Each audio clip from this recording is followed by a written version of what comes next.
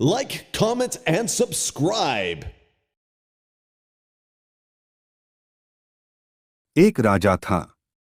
उसकी एक छोटी सी बेटी थी। वह उसे बहुत प्यार करता था। एक बार राजकुमारी बीमार पड़ गई।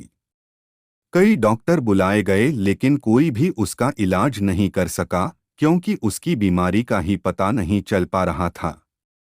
एक दिन राजा उदास होकर राजकुमारी से बोला, समझ में नहीं आ रहा कि मैं क्या करूं।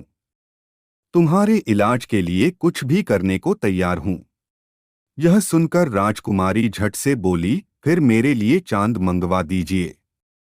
मैं उससे खेलूंगी तो मेरी तबीयत ठीक हो जाएगी। राजा ने खुश होकर कहा, ठीक है, मैं तुम्हारे लिए चांद मंगवाने का प्रबंध करता हूँ।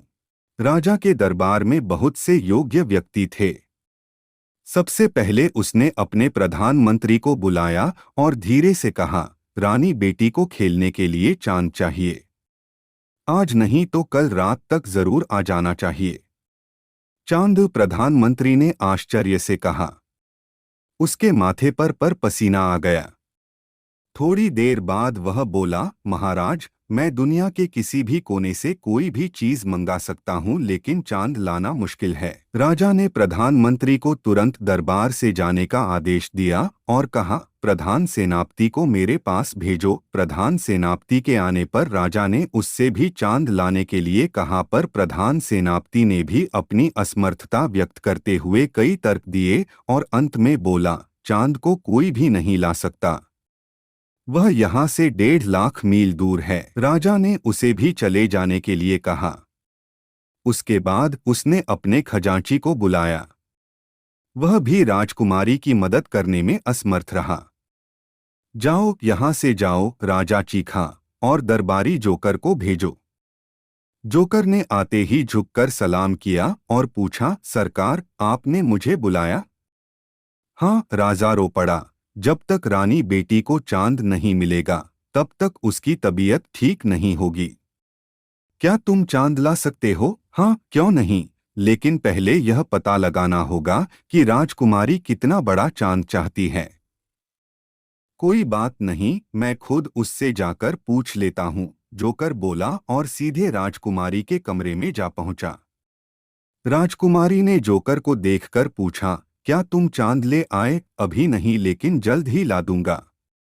पर यह तो बताओ कि चांद कितना बड़ा है। राजकुमारी ने कहा, मेरे अंगूठे के नाखून के बराबर, क्योंकि जब मैं आंख के सामने अंगूठे का नाखून कर देती हूँ तो वह दिखाई नहीं देता। अच्छा, यह और बता दो कि चांद किसी चीज का बना है और कितनी ऊंचाई पर है। चांद सोने का बना है, राजकुमारी बोली, और पेड़ के बराबर ऊंचाई पर है। ठीक है, आज रात को मैं पेड़ पर चढ़कर चांद उतार लाऊंगा, जोकर ने कहा और खुश होकर राजा के पास लौट आया। उसने राजा से कहा, मैं कल तक राजकुमारी के लिए चांद खिलौना ले आऊंगा, और उसने अपनी योजना राजा को बता दी। राजा योजना सुनकर बहुत खुश हुआ।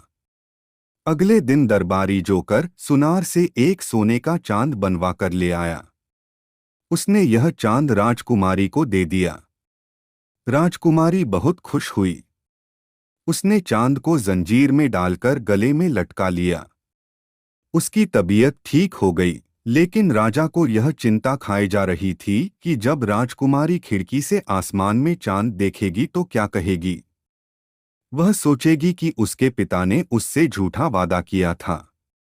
रात को जब चांद निकला तो राजकुमारी उसे देखने लगी। राजा और जोकर उसके कमरे में खड़े थे। जोकर ने राजकुमारी से पूछा, अच्छा राजकुमारी, जरा यह तो बताओ कि जब चांद तुम्हारे गले में लटका है तो फिर आसमान में कैसे निकल आया?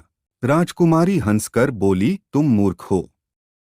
जब मेरा एक दांत टूट जाता है तो दूसरा निकल आता है, उसी तरह दूसरा चांद निकला है। यह सुनकर राजा ने राहत की सांस ली और खुशी खुशी राजकुमारी के साथ उसके खिलौनों से खेलने लगा।